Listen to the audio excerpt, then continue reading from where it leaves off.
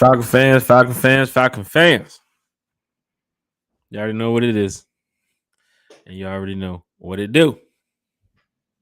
It's your boy Jack Spade checking in for one time for the fan. Yeah, I got the crew with me. Don't worry. They'll be here in a second. Bodie's been looking for this alligator. And Chase is I think he's dog sitting. So we'll find out when these boys get in here shortly what's going on. But they are chatting with me right now, folks. So the other podcasters are on the way. We did have some technical difficulties tonight. Had the Rise Up Tour meeting tonight. So I was with Big Low Country, Thomas, also Miss Allen too as well, Miss Janae, talking some Falcons football. Not only that, but talking about what's going on with the schedule release this week with the Atlanta Falcons. So that's going to be pretty big. Like button, that share button, hit that subscribe button. We got one guest in. Oh, look, the Uber dropped both of them off together. They must have Uber pulled. You know how every time we have a special guest, I usually look over here and like the security cameras in the parking lot, and I call country, whatever. No need for that today, y'all. They got the clearance. Uber definitely dropped these guys off together. Good to see you guys here on one time for the fan. Right on time too as well. Right on time. It said 8:15, 8:13 was in here, but that's my team. That's my homeboys, man. That's the crew. That's Chase 1000 and Frank. Rolls off the tongue. Bodie 3000. What's up, fellas? Welcome to the podcast. Episode 102. God damn it. Well, what's going on? Frank is that dog I hit for you the other day. You trying to get rid of that stray dog outside your house. I had to come take out. That's Frank. All right. So let's get that. Let's be frank. All right. Let's be frank. Shout out to Chase 1000 in here. Bodie, how y'all doing? Did y'all split the Uber fare? Or Des gave it to us for the free. Des gave us to it for the free. Des did. A Des dollar sighting. No, actually, Chase, you took a cab. Shit. So where did you Des find one in the studio? That's right. You're down there in Baxley. A bunch of cabs out there.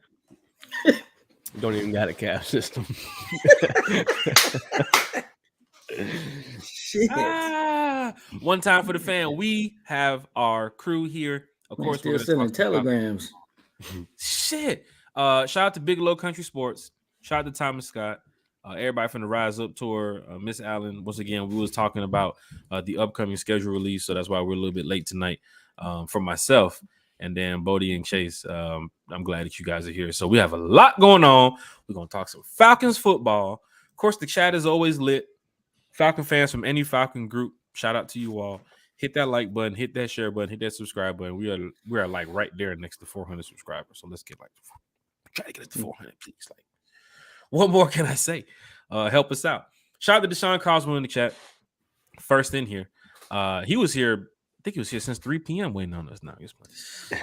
In the Ferrari of the Jaguar, switching 4 lanes with the top down, screaming now, money in the thing.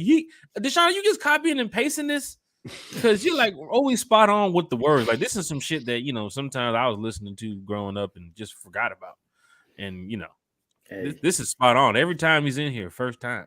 Like money in the thing, Deshaun. Let me borrow $10. Is he trying to be the newest member of Southern Silk? Is it possible? Hey. Shout out to Deshaun Cosmo in the building. Die-hard Atlanta Falcons fan. Of course, we got Kenny in the building. He said one time, hashtag one-timers. You see the emoji? What's good, Kenny? One time got our emojis. We got the emojis, y'all. That's how you know you're doing big things. You got your emoji. Always use the emoji in the chat. Shout out to Kenny. He said one time with the emoji is grind time. Players are ready to put in that work, just like you guys do all the time. Let's get it. That's right, y'all. We celebrated our 100th episode of the podcast recently with executive producer. I'm sorry. What the fuck? Emmy-nominated executive producer Miles Garrett from Fox 5 Atlanta. Shout out to Miles. He was in here talking some Falcons football with us after the draft. And then we had the Falconator on Wednesday, who's going viral right now. Shout out to everybody who's been purchasing the shirts too as well. Don't forget, it's for a great cause. This has nothing to do with football. When it comes to purchasing the shirts, all donations and proceeds go to Vinny's son. with this healthcare and treatment too as well for what they're dealing with. So it's a lot going on. So shout out to the Falconator for taking the time out of his day. Should have been a 15 or 20-minute conversation, turned into like a whole hour.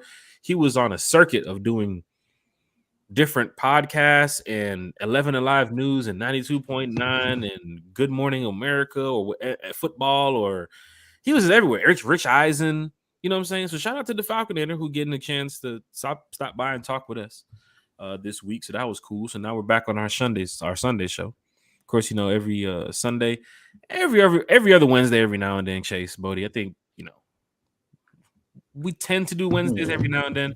Our original plan when we first started was every Sunday, every Wednesday, and we did a full season of that. But now it's the off season, so you might see a pop up still here and there. But check us out every Sunday, guaranteed. Apple Podcasts, Spotify, YouTube, Twitter, Facebook, anywhere you think about. One Time for the Fan is there. Yeah, we're legit, y'all. Yeah, we had to not do the Wednesdays because you be shoveling up manure on Wednesdays. I understand that.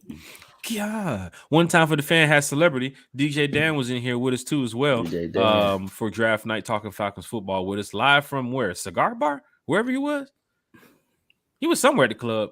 We had to step outside. He said, can't wait for the schedule to come out.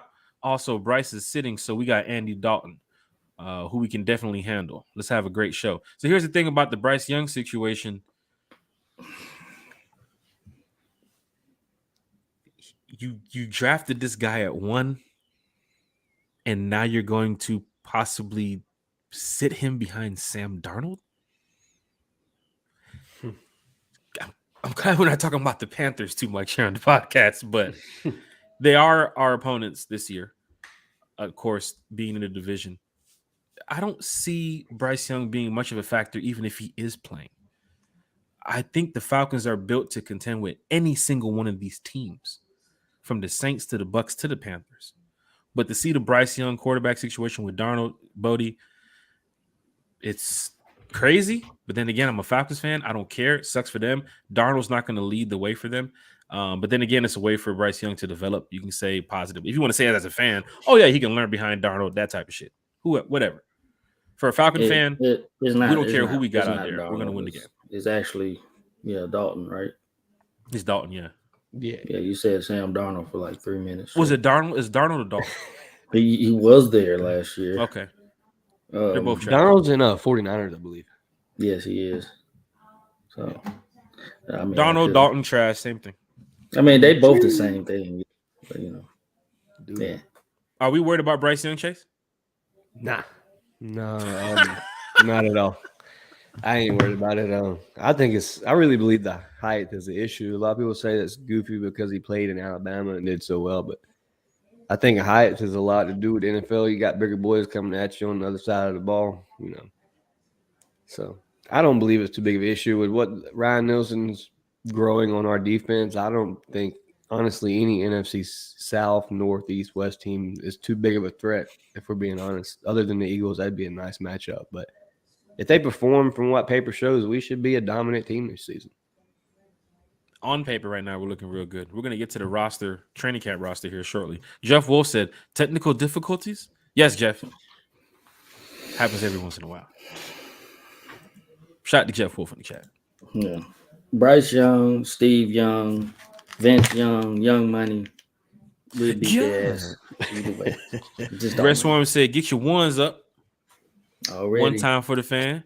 Shout out to everybody checking in. Facebook, YouTube, Twitter, wherever you're watching from whatever Facebook group, Falcons Society, Rise Up Tour, Falcons Rise Up Family. There's so many Falcons groups out there. Shout out to everybody who's putting these groups together. Also, everybody from One Time for the Atlanta Falcons, one of our groups too as well that we started up. Lisa Shepard said, one-timer, hashtag one-timer checking in with the one up.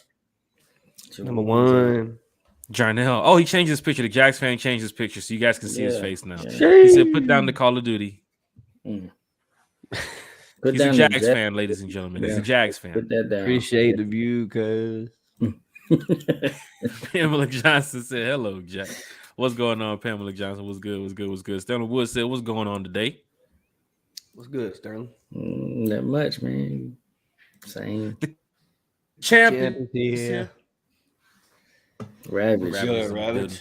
Shout out to you, Ravage. Yeah. Preston is in the building. Shout out to Preston. Rise up, brother. Chat's going crazy. Matthew Bass is in the building. Say, rise up, fellas. Can't wait for the season schedule. Yeah. Can't wait to up. Ready. Thursday. It will only be in the Rise Up Tour group. I will also broadcast on the Facebook page, and I broadcast on YouTube as well. Won't be in all the other Falcons groups that's normally posted. Thursday is the schedule release show that has to do with the Rise Up Tour, right? It's a traveling group of away fans that was started from me and my good friend Thomas.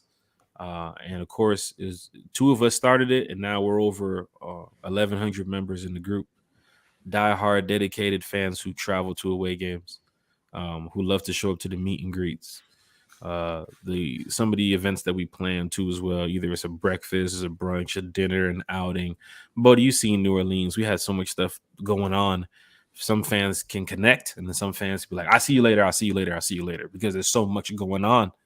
But there's a lot of fans who rock with the Rise Up Tour, and fans want to know what is going on with the Rise Up Tour. And we had a meeting tonight.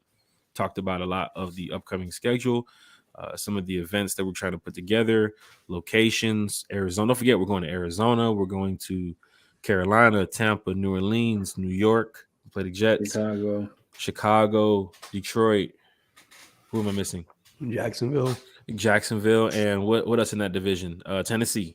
So, and don't forget about the playoff game, home or away. So we have a lot of things going on for the Rise Up Tour. Yes, I threw the playoff game in there too as well because we're going to win the division. John said, you know all about that Player Fly though, Jack. Yeah, Player Fly, man. Shout out to Player Fly, man. Y'all know about Player Fly? Chase, you know about Player Fly? Can't say I do. No. Chat, y'all know about Player Fly? Y'all know about Player Fly from Memphis? This is back like when 3-6 Mafia was like back in the day. This is Tommy Right the third day. This is not where 8-ball MJG days. That's some old stuff. Yeah, Jeff Wolf said newer Milli Vanilli. Sheesh. Yeah, shout out to Jermaine, diehard Atlanta Falcons fan. He said, "What's up, fan?" Shout out to Jermaine in the chat. What's good, Jermaine? Good. Falcon fan, hit that like button, hit that share button, hit that big ass dog. Yeah, Chase, that's a big ass dog. Hey, your dog bigger? Your dog bigger than that, Chase? Nah. The one I was barking in the video earlier, the audio. Yeah. Chase got this 500-pound dog barking like that. Dog, that wasn't even my dog, bro. Yeah, y'all feeding the dog. David Jones said, what is your production expectation from Bijan in terms of TDs versus yards? Thinking he'll get yards between the 20s, but it won't translate into additional TDs. All-purpose yards is big for me with Bijan. That's all I need him to do is eat. That's all I need him to do is eat. I'm seeing a young CP, like when he first came here to the Falcons, probably like, 8 touchdowns receiving wise, maybe between 6 and 12 touchdowns rushing wise. Don't forget, Tyler's going to split some reps and CP is going to split some reps. But all-purpose yards-wise, what he can do, he's going to be heavy in that receiving game too as well. So keep that in mind, what Bijan can do receiving-wise. Falcon fans y'all look at the running game on the tape. Look at his passing game. Like, his pass-catching traits and skills is through the roof. Mm-hmm. Like, this kid is yards after catch and yak. Like, he's after it. You know what I'm saying? Definitely. And this – man, don't let me rant, Bodie. Go ahead, man. I'm on the Bijan train. You feel what I'm saying? Now it's been a month, so I mean, yeah, we all on it now. He, no doubt, he's different. He's a beast. The man different. So I say you get superstar talent at the top of the draft. You pick top 10, you try to go swing a home run, and that's what Terry said. I don't know if y'all watched, but Terry did an interview on NBC Sports, I think, and he was speaking that same sentiment. He said he don't care who you are. Like he didn't look at position when he drafted him. He looked at, can you bring it home? Can you score? Can you home run hitter? That's what he's looking for. So, and I'm like, I was saying the same thing before the draft. I'm like, man, yeah, you got to. You look to fill holes. You got a whole draft to fill holes. At the top, you go get that dog. Yeah. And that's what we got. Saying that he may create more points for Koo is something big because you're going to get a lot of red zone opportunities. And Falcon fans, that's what you want. If you're not going to score in the air or on the ground, if you create the red zone opportunity, Koo's going to put the points on the board. It's about getting points on the board. And there's going to be situations where it's going to be those 17-17 games where you might not be able to score every down, every series. But you got a guy who can add to that offense that when you need him in critical situations, we've seen what he's done in college. I'm sure he's able to move the chains. The Falcons get the ball with 2 minutes left to go and you're on the 25. You don't know what's going to be called. But you do know you have to now account for this young man, Bijan Robinson, Kyle Pitts, Drake London, Jonnu Smith, and then Tyler Algier. What package are they going to put on the field for most defenses you have to watch for? And this kid is a rookie. And I'm telling you right now, he's a rookie, but you're going to have teams looking at this kid like, dude, this kid is not what you think when it comes to being a rookie. Like, look at his skills. Look at his tape. There's going to be teams in the league lining up like there's a reason why the Falcons selected this guy. We have to close the box. We got to get 9 or 10 in the box. And that's going to open up the passing game for Ritter. There's going to be situations where people's going to say Bijan's going to be in the backfield. Okay, got the fullback in. Bam, bam. Bijan goes out into the slot. Whoa, what the hell? What the hell is going on over here? CP's on the field. Drake London's on the field. Kyle Pitts is on the field. Now teams are looking like they're finna pass. But you don't know what is going to be ran. The scheme is going to be crazy. You saw the opportunities we had last year with Mariota. Yeah. Well, we're not even supposed to say that name. We saw the opportunities we had last year. I'm saying, you see opportunities? I mean, Mariota's. There were some. I mean, there was a couple. We had chances over 20. A lot of games you lost by what? Less than a touchdown. Yeah. You was in the game. You had opportunity. That Charger game, that Drake London fumble from Khalil Mack was big. The Taquan Graham drop in the Chargers game. The Taquan Graham drop, you was in the game. Yeah, the Bengals game, I go back to it. It was 17-28. You stopped them on 4th and 3. You could have went down there and scored and made it a 4-point game, and you turned over the ball. You could have made every game a game. The Bucs game got away, but even the Bucs game with the Grady Jarrett sack, you came back in the 4th quarter and had an opportunity to go win that game too as well. The goddamn Rams game, you were down 20-some points and came back and go win that game. A lot of opportunities out there. This roster has improved to where I think Bijan is going to be a big factor in getting to the red zone, getting into those critical situations where teams are going to be like, wow, I can't believe the rookie's doing that. And he's hopefully Vegas said what? Offensive Rookie of the Year, Bodie? Mm-hmm. Yeah, he's a front runner. Vegas said what? Dynasty first in fantasy football? Like he's gonna be first one selected, first one should be selected. Even Dynasty, even damn near might be first one in regular fantasy football, just regular. Yeah, man, we haven't even got to our top 5 for yet. sure. We haven't even got to what we wanted to talk about tonight. Fans in the chat, appreciate those comments because we love talking about what fans bring to the table. Preston said, I'll be repping that Bijan jersey this year. 1,000 yards, 10 touchdowns. Let's go for the rookie. So if he's getting 1,010, what Pitt's getting? Jeez. Gotta put up 5 to 8 touchdowns this year, Pitt. So what Drake getting?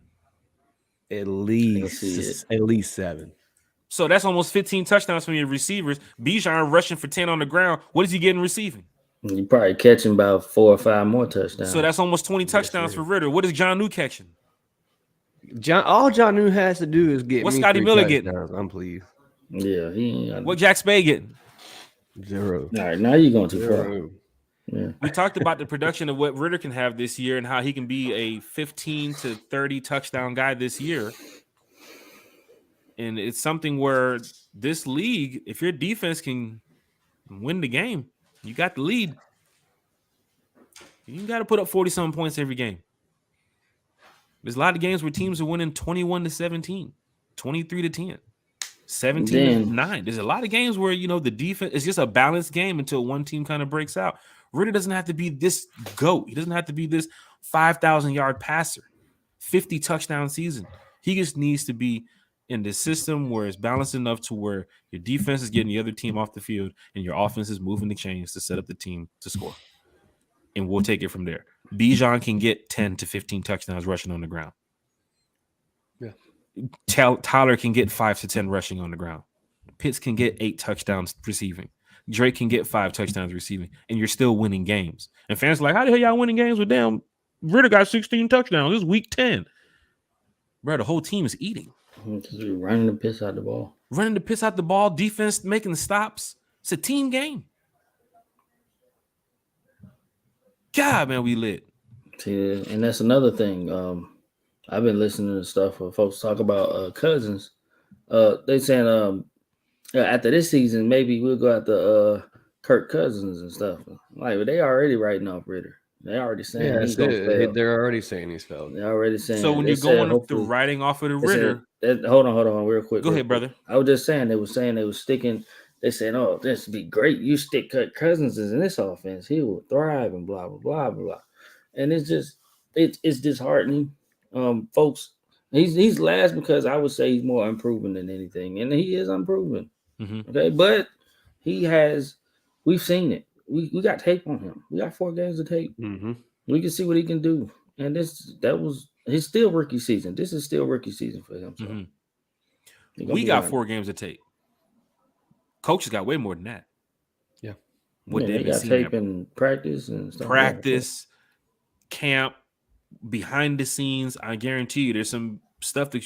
Anybody seen Ritter workout this week? Any video posted? Anybody? Anybody seen Ritter workout this week? Anybody see anything from Arthur Smith? Is he at the Flowery Branch? Anybody see anything? Nope. We don't know what's going on, but we know that Ritter's definitely working every day to get better. Coach is working every day to make this team better. And as we get ready for camp, boys, we got to take a deep dive into this roster. Mm-hmm. We've got to take a deep dive into this roster because Falcon fans want to know. So since they want to know, let's go ahead and get straight to it. Now we can get to our first topic now, Chase. Let's do it. 20 minutes in. Let's do it. Great time. Jarnell said, "Roll Tide." Any Bama fans in the chat? No. Jesus Christ. What is going on here? John sounds like a troll, man. He's just trolling. Oh no, he's definitely that. He's a Jags fan in a Falcons chat. Bro, this dude, Jarnell, we was at the damn the camp. We was at a training camp practice, right? And I think some old Falcon fan was like, asked him about you should get a Falcons jersey. I don't know exactly what he said. He said, "Well, you should get a Falcons jersey." He was like, "Why? So I could wipe my ass with it?" I'm like, she's like 65 years old. I'm like, damn. He was down there at the rope trying to get autographs too. Yeah, he was. He was like, "Oh, Trevor, come sign my authentic, please." Kept calling for Trevor. Hey, can y'all get Trevor? We kept saying, "Hey, can y'all get Trevor? Can y'all get Etienne over here?" Not for you. Trevor ain't trying to sign that bullshit. That one Jags fan on the hill over there. He over there talking Jags fan, looking around like, I can't wait. When we came from Jacksonville too? When we face the Jags, I want to bring him on the show. When we play Jacksonville, we see we get on the show. Yeah. Do it. That would be a fun. And we want to go about the John, get ready because we want to ask you about the years before Ramsey and the years after Ramsey. Sheesh. You better start right now. I'm excited to see this year's Atlanta Falcons team, especially with the defense. Terrell Johnson, rise up, fellas. What's good, Rise up. Lucy and John Moreno said, rise up, guys. Rise up. Hit that like button, hit that share button, hit that subscribe button. Justin Newman with the one. Let's see some more ones in the chat. Let's see some more.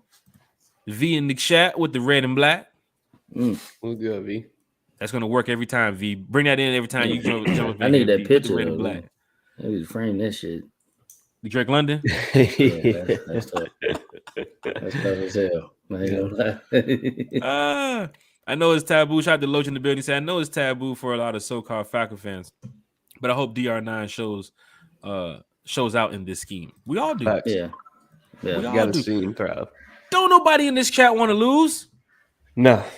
I don't think he'll have to go win us games. I mean, he's gonna have to be competent quarterback, but he isn't gonna have to just, he ain't gonna have to pat Mahomes. I'm telling you, he's not gonna have to do all that. But we got to be real, Bodie. There could be a time when you have to pat Mahomes this thing. Of course, you got the ball down one. I mean, I'm talking about most games. Yeah. This is the moment. Remember, Matt had those moments. Remember, Matt had those moments, those fourth quarter comebacks. Mm-hmm. Ritter's going to have some of those moments too as well. And it's going to happen. You know it's going to happen. NFL's going to play it to a way where, his first game was almost a comeback win. The kid's a baller. Yeah. I mean, he's got all the talent around him to succeed. He did it in college with lesser talent. So I believe this whole hand the reins over to Ritter, see what happens. If so, if the plane crashes, you're only a year in, So it's good to invest in Ritter. And I'm definitely rooting for him all the way through. I want to see him shine. I think he can do it. I mean, he went 4 games in the NFL, 0 interceptions. So I think that's a big stat to look at. Shout out to all the Player Fly fans in the chat. Try to play a fly. Y'all don't know who Player Fly is from Memphis, man. Player Fly from Memphis, man. Y'all know Cuz from Memphis, man. As much music I listen to, I Player can't Fly, sit man. here and say. So I Player do. Fly had he's the artist that had the beef with 3-6, like back then. He was the one that was going against 3-6 like by himself. Him and whatever his group that I forget what the name. Yeah, they must have buried him because Nah, he's still out there. He living in Atlanta and everything now. He good. Nah, they I guess they squashed their beef and everything. But Cuz made a song about DJ Paul's little arm and all that stuff, man. It was all over the place. That's tough. Archangel said, what away games are we going to? Jack, Chase, Bodie? New Orleans. You show up. Definitely going there. That's definitely happening. Jacksonville. I want to go to Chicago. I want to hit Chicago. I just want to go there. And I know they're ignorant. We'll whoop their ass. I can't wait. Probably Tennessee. Tennessee is cool too. I don't know. I'm not even sure yet, but we're gonna hit something up. Bro. When the schedule come out, I'll have a better idea. We'll know. Yeah. Mm-hmm. So of course, I don't know if you heard, it's projected that the Falcons could get 7.5 wins this year. You taking the over or the under, Chase? As in over, saying we'll win over 7.5. You think we're gonna win more than 7 games? Yeah, no doubt. 7 games or under 7 games? Over, definitely over, at least by 3 games. That's a couple games more than what we had last year, wasn't it? Didn't they give us what? 2, 3? Yeah, 3, 2, 3, 4. 2 or 3. Shit. And they gave us 7 now, and we snuck what 5 last year from what they told us last year, from what they said. That's playoffs for us, folks. Yeah, absolutely. I'll take it. If Vegas is saying 7, we getting 10. It's playoffs. Hell, this division 8 is playoffs. I say 10 wins, man. I think we can do it. I can see 10 wins. I don't see it. Like I said, the only team I see it. We don't even face them, I believe, the Eagles. Hot take: 10 wins, and you get rid of a mega extension contract at the end of the season. To my mega deal. Yeah, I mean that was my signing for like 30 years. You said Ritter a mega deal after the season. Ritter, he's got a ball. You got to show out. You got to show out because Terry funny with that money. Yeah. God, not Terry funny with the money. Terry balling out here. It's a good thing though. It's a good thing though. Cosmo Sways in the chat. He said, "What's good, fellas? It's been a minute since I've been here, but I got a question. Does Bijan have to get 1,300 yards and double-digit TDs to justify the pick?" Yes. I think he does. And not from me as a fan, but as from a fan base, as from NFL Network, I believe they do. That high of a pick, that big hype coming off that running back, I believe he does. Not only just because of what the NFL analysts say, but because of how our fan base are. There was some saying Kyle Pitts was a bust. So, I mean, it's something to look at. You want your fan base to back your number one pick, the best prospect, coming out of college. So, yeah, I think he has a lot of weight on his shoulders. Bodie? Cosmo, I don't think he does. We got too many weapons. The only thing he needs to do is be the thorn in every defensive side when we play them. I think the numbers, he don't have to rush. I don't even think he had to rush for 1,000 yards. That's the type of shit we own right now. He needs to have us working. He needs to have this offense flowing. You know what I'm saying? Like it's deeper than just the numbers. So many folks get caught in the numbers. Like if you were caught in the Algier 1,000 yard thing, of course you'd be like, we don't. Like you can't get caught in the numbers. Obviously, the Falcons saw that we needed this weapon, and for him to be, we got him high, technically high, but like, what's high when you get the player you want to get? Mm-hmm. You know what I'm saying? What's high when you get that guy? They picked Jahmyr Gibbs at 12. The Lions, they wanted him. They wasn't gonna fucking trade back. They wasn't gonna nothing. They wanted to get him. I've seen where he was ranked 3 on a lot lot of boards, best player available. There was a couple players who were supposed to be top 10. They slid back. He's a beast. Yeah. Mm-hmm. Who you talking about? Jahmyr? No, just like Christian Gonzalez slid back. Devin Witherspoon moving up. They tackled from Tennessee going 10. Just certain things you saw draft night, like, whoa, where is this dropping back? Yeah. Skronsky dropping back. Yeah, it's a couple things. A lot. Yeah, this is a freaky draft. So you're right. You get the player that you want. You get the player you want, and you get we got the best offensive weapon in this draft. I think he doesn't have to come out blow us off the map with these numbers, 1,300 yards and 10 touchdowns. Mm-hmm. Like he don't have to do that. Like it'd be something else if he was playing like Saquon over there. It's just Saquon. Saquon ran that team to the playoffs, and he got to do that. And but I think we know Bijan can do that, but he don't have to. Like why burn out this tread on his tires? Like it doesn't have to happen like that. So and also the offense right now is not situated to where you need Bijan 100%. Like he's the star player. He's the guy you got to give the ball to every single second. And a team is built a little bit different right now, and I like how the Falcons just added Bijan into the mix. It's not saying that, oh my God, he's going to get 50 carries a game. No, I think he's going to be in a receiving role. He's going to be in a running back role. He's going to be all over the field. Who knows where he's going to be? I heard his run blocking skills is pretty good too. Most of the tape I've seen is running and catching out the backfield, but I heard his run blocking skills is pretty good too as well. But the transition from college to football is totally different. College to NFL is totally different. So we're going to see a different Bijan from college into the NFL. But what you could say is, Falcon fans, would you be happy if Bijan give you 750 yards with 4 rushing touchdowns and 6 receiving touchdowns where we're going to the playoffs? I'd be fine. I'm comfortable with that. 750 yards full season, 4 touchdowns rushing, 6 touchdowns receiving, but we're going to the playoffs. We're number 1 in the division. Cool with it. Tyler just went over 1,000. Tyler has 10 plus touchdowns. That's the thing. That's what I'm saying. Cool Tyler, with I it. Wouldn't. Cool with it. At this point, Tyler would probably be that ground and pound guy. They'll get that ball to Tyler, and he'll be the Jamal Williams of this offense and lead the rushing touchdown. Like I can see that. I can see Bijan having like 5 rushing touchdowns and maybe even more, 4 or 5 or 6 receiving touchdowns. You know, it doesn't have to be so black and white that he's got to rush for 13, 14, 1,500 yards and double-digit touchdowns. For your fantasy folks, it's yes, the impact. It's very important. You want the impact of the whole team. Because people who play fantasy football, they don't care about the team sometimes. If I have a running back or a wide receiver from the Vikings, like I had Justin Jefferson, I don't give a shit the Vikings lose. I want Justin Jefferson to go off because he's on my fantasy team. So most teams is like, man, why the Falcons ain't giving the ball to Bijan, bro? When they're sitting there watching fantasy football, not being us, the fans, sitting there saying, okay, the Falcons are doing well. We're up 6 points. Tyler got 2 on the ground. Bijan got what? Okay, got 46 yards. Fantasy football fans, they mad. Get the ball to Bijan 10 more times. That's not what coaches talking about. You don't give a damn about that fantasy football shit. So there's going to be a lot of fantasy football fans mad that Bijan's not getting 1,500 yards and 2,000 yards and 25 touchdowns because they want to win their fantasy football league. The Falcons are going to use Bijan the way they want him the way they want to use him, so they can help win games.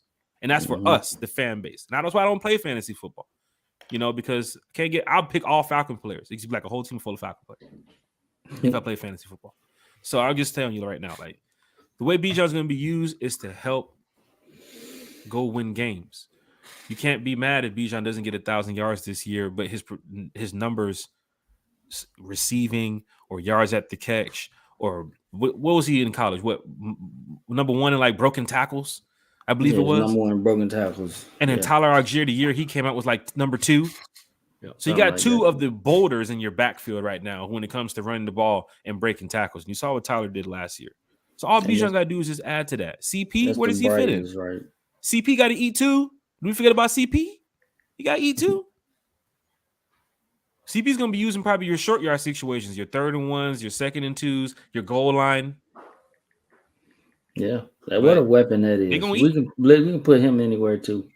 They gonna eat because Bijan and Tyler's gonna run the ball, but you can put him anywhere now. Like, I think he'll be a more receiving threat this year, for sure.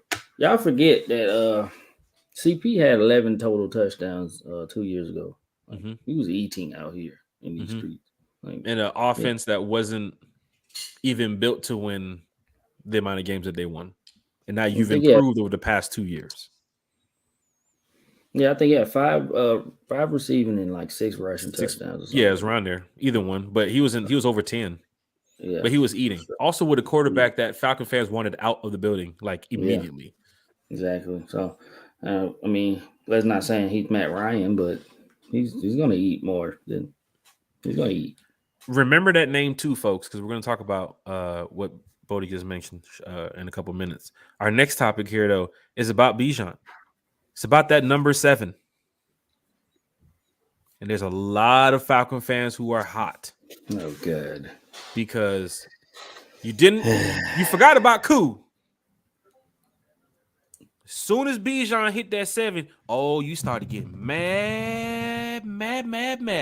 It was cool for Cool, I guess.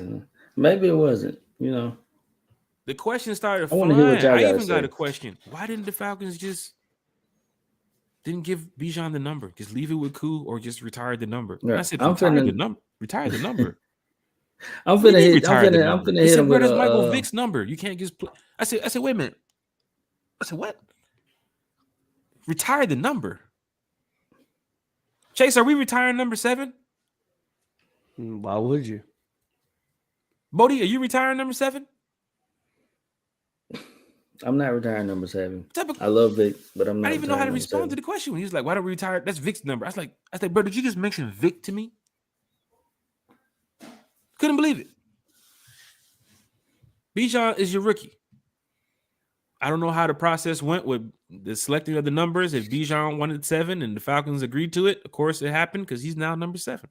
But you can't go out here and get mad at Bijan. Talking about that's Vic's number. And you talking, they getting real mad. You mad at the pick because we didn't get Carter. And then you mad about Bijan taking 7 now. Well, you forgot about Koo. Nobody say nothing when Koo's winning your games, kicking field goals. But as soon as Bijan got to 7, people start getting hot. Why is that, Bodie? And you know why? Is the 7 just that precious to them? I mean, it is. It's precious to me. Like 7, I think of 7 for the Atlanta Falcons. I think of Michael Vick and nobody else. Not even Cool. Even when Cool was wearing the shit. Now I didn't have a problem with it. Like I said, because Michael Vick came here, he electrified the city. He and then he made his mistake, and he didn't do enough for the number to be retired here because he made a mistake. So I feel that way. It's just a near and dear to your heart, to most folks' heart, seeing somebody on offense wearing number 7, and the last real person to do that was Vic, right? Like I don't remember nobody else wearing 7 like that. I mean, since all Vic respect to left. Koo, but everybody knows 7 as Vic. But yeah, so I mean, I'm fine with it. I mean, most of them folks is just folks who mad that we didn't get Carter and stuff like that.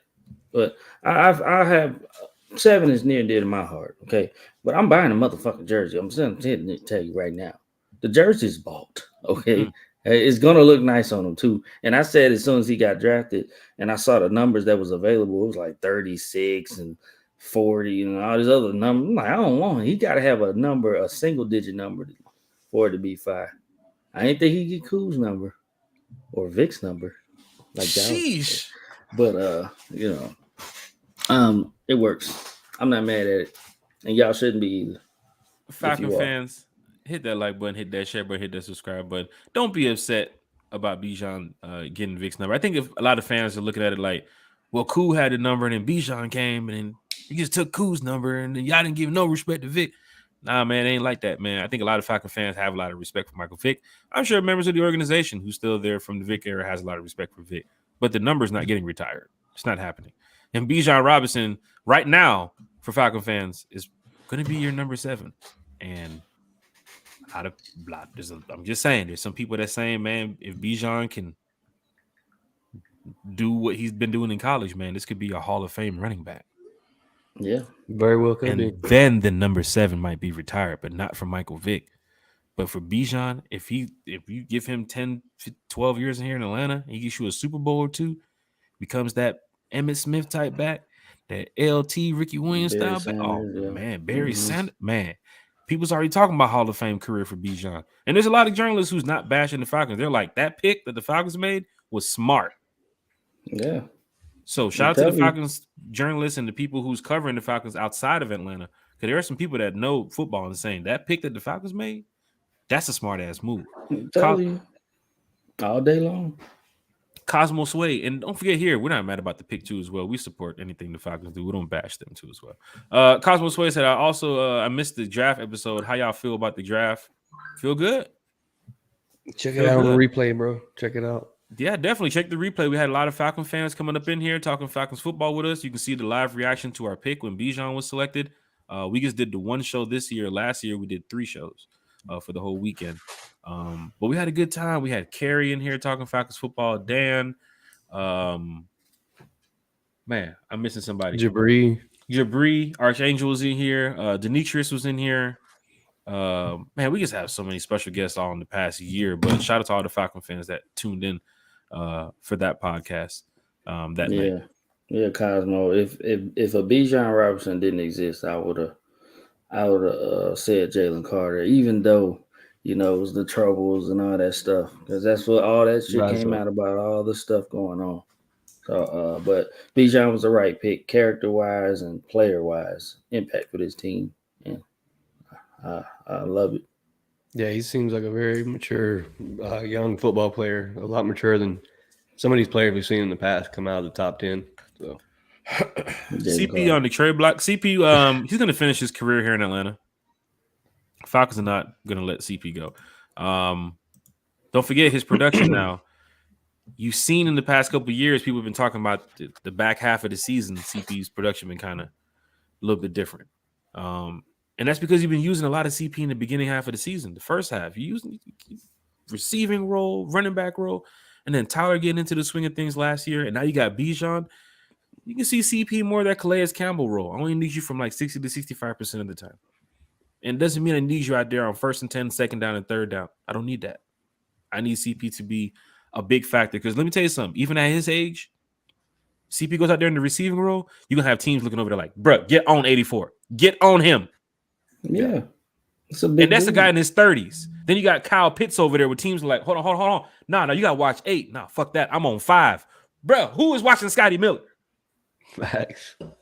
That's teams going to be looking right now what we're playing against. And don't forget, we just talked about Bijan. You got people over there like, bro, watch 84. Nah, bro. 8. Nah, 5, bro. Mac Hollins going to do a drag. Nah, forget that. Bijan Robinson in the backfield. I'm telling you what's going to happen this year, Falcons fans. Y'all got to be prepared for what some of these teams that we're playing against is going to be looking at when they see these fronts. And they're going to be so much heavy rotation swapping in and out. Bijan might eat, 35, 40% of the time in the first half, and then Tyler might finish the game running the ball in the second half, and Bijan's more in the receiving role. But we know somebody's finna eat on this team. Coach ain't finna put these players out here to force them to get a bunch of punts and a bunch of turnovers. They ain't trying to do all that. They trying to move the chains and score some touchdowns. Yeah, not like block like last year. Like block. Can't have that again. Shout out to Thomas Scott from the Rise Up tour. Cosmo Smith said, I'm glad we didn't draft Carter. At this point, I'm very satisfied with who we picked. So my friend Janelle said, y'all, I'm confused. You acting like the Falcons about to have a spread offense.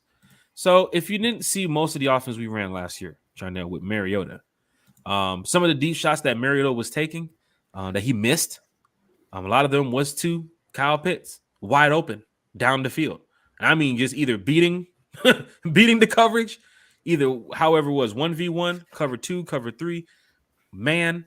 Pitts was open. A lot of deep balls missed to Drake. Demir Bird, Zacchaeus, a lot of missed passes from Mariota.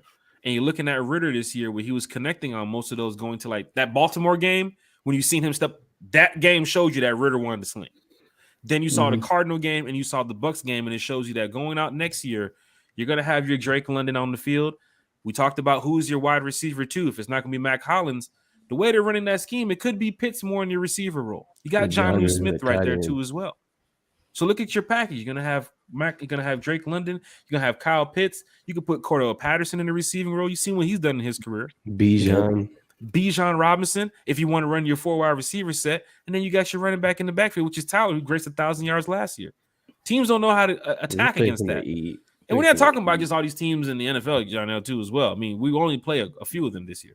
But I'm talking about like the NFC South, and we got to see twice. We got to see the Saints twice. We got to see the Bucs twice. Got to see the Panthers twice. They ain't gonna know how to prepare for this shit. No, they are not gonna know how to prepare for this shit. I just say Arthur Smith. They have got to keep it. They've got to keep them guessing. They got to keep it a special playbook. Keep the playbook changeable. Don't get too steady and caught up in the run game. Use the whole offense. Use the pass game. My main worry. And I wouldn't even say a worry because I believe in Coach. I would just say I don't want Ritter to be held back. That would be my biggest fear is Ritter being held back just because of how great our running game is. But maybe that's not an issue. One of the things I think that can happen No, against I held agree back with is that, coming from the Chase. play calling. It have to be the play calling. Yeah, That's the only thing that can hold Ritter back. I want I to see agree the with Matt that. Ryan years with Desmond Ritter when he's going over there to the damn armband, like, okay, this is what we finna do in the huddle. Give the kid a time. Give the kid his responsibility of controlling this offense, controlling this team to where Arthur steps in that game management situation where it's like, all right, look, this is what we need to do, critical wise. But Ritter, I trust in you to go out there and get the job done. That year that Matt went to the Super Bowl with Kyle and everybody, when you kept hearing that they trust in each other and how they execute, they kept talking about execution. That's how good the plays were. Because Kyle Shanahan was drawing up the plays where everything was just executed. Everything. Matt trusted any single play that was being thrown out there. That's how I want Ritter to be going forward. You have a running back, 2 running backs you can trust. You have a tight end you can trust. You have a wide receiver 1 you can trust. That can win you games right now, offensively. Yeah, that's the thing. He's gonna have more weapons than he did in those 4 games last year. Yes. He's gonna be smarter. He's gonna be smarter about it. I mean, they trust him, like you say. They trust him. So he's gonna get out there. His intangibles are gonna show. He's gonna spread that ball out. I think that's the thing. When you're learning and you gotta get used to the ropes and stuff, we set him up perfect. Yeah, perfect. You put Bijan in that position where Freeman was in the Super Bowl, we would have won the Super Bowl. Absolutely. It's not a fucking question. Shit. Man, that hurts. But guess what? We're gonna get ours. Don't even trip. Yeah, We're gonna get ours. yeah. So here it goes, Falcon fans. We talked about the number 7, right? Falcon fans shouldn't be upset. Let Bijan do his thing. Let the Falcons do whatever they can to get Bijan going. You'll see him shortly in minicamp. I'm sure you'll see the videos. I'm sure you're gonna get banned. You're gonna get banned. You're gonna get banned dropping these type of comments in here now. I ain't gonna post it on the screen, but you're gonna get banned. No, it's funny. So just let coach and the team do what they have to do with the young kid. That goes for Clark Phillips too as well. That goes for the offensive lineman who came in from Syracuse, Matthew Bergeron. Let the team get in rhythm first. Let these camps get underway before we start being critical on some of these players. Oh, he can't do this, he can't do that. So, Falcon fans, let's be excited about what we have going forward this year. We have a team that's improved. The past 2 years, we were 1 game away from the playoffs, Chase? Then last year, 2 games, I think we were. A couple plays away from winning games. Couple plays a game from getting over that 500 hump. And now you have a totally brand new transformed team that is ready to go compete and win some games this year. False Star Falcons, you just said it correctly. We up. Yes, sir. Yeah, we up next. I think many teams will say, many people would say that we are up next. Young, upcoming offense. All our skill positions are young, under 23. Like we up next. Falcon fans, let's get straight to it because we up. You know what is up? Training camp. It's coming up next. Chase, Bodie, can you see it? Yep. Mm-hmm. Shout out to the homie Scott Karisik, man. Just posted this up here recently. Training camp. It is time. Jack, can you zoom in a little It bit? is time for training camp. Zoom in. Yeah. Just a little. If you can, it's cool. Boy, what I look like. Hold on. Sheesh. Hold on. It's not You zooming. said, damn, that StreamYard didn't pay for that. Yeah, I didn't pay for that package, huh? It's not zooming in. That's cool. Yeah. Hold on, let me see if I can make it bigger on this screen. Might be a little bit better. Nope. Ain't good. Nope. Ain't it. Nope, ain't it. Oh, wait a minute. I can go to our Ye view. It's the Kanye view. Yeah. This is what Kanye looking at when he's in that dark room. All right, guys. This is what we got here. You're going over your training camp roster, right? You got your quarterbacks, you got your running backs, you got your wide receivers. Hit that like button, hit that share button, hit that subscribe button. You got your tight end group, you got your offensive linemen, you got your guards, you got your centers, bam, bam, bam. You got your defensive linemen over here, you got your edge over here, you got your linebackers, you got your cornerback, safeties, and specialists, bam, bam, bam. Falcon fans, looking at the roster, and we talked about this the other day, and fans were hitting me up, different chats that I'm in, asking about what position group needs some improvement. Chase, Bodie, agree or disagree? My first group is the wide receiver group. I agree.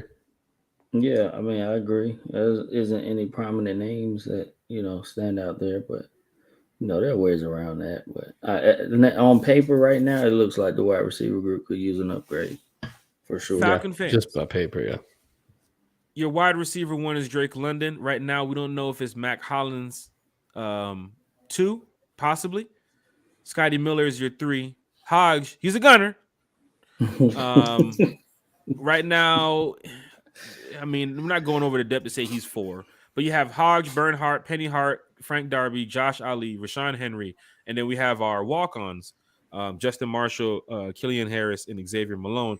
One person I'm heavy on is Justin Marshall, who I hope gets a lot of playing time. I hope to see him too as well when we go out there for open to the public training camp, because just like D. Alford, some of these Sim Horn, some of these players who walked on last year and got a chance to be with the Falcons, Justin Marshall is the player I'm rooting for. One player. Yeah, he is. One player I'm rooting for at receiver? Cordero Patterson. Yeah. If you go to your running backs room, we went with 4 running backs last year. Bijan has now been added to the mix. Cordero Patterson, Tyler Algier, and Avery Williams, and you see Caleb Huntley, BJ Baylor, Clint Rakovich, Carlos Washington. Avery Williams was used as a specialist.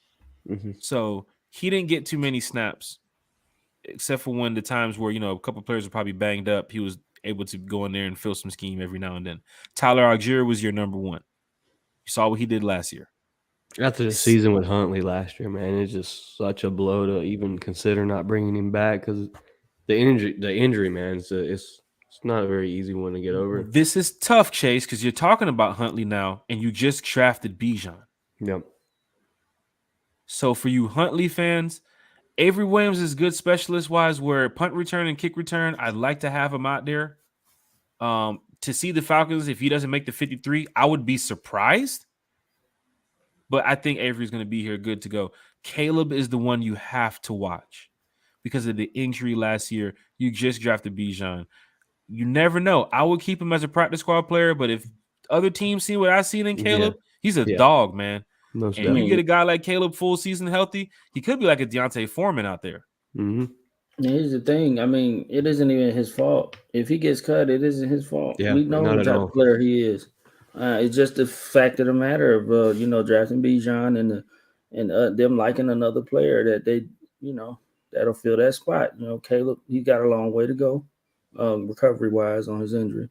It wouldn't be his fault. So if we cut Caleb, don't be surprised we cut him. If we do cut him, it's not his fault. Trust. Yeah. Falcon fans, if you're looking at the wide receiver group like we just talked about, these 3 right here.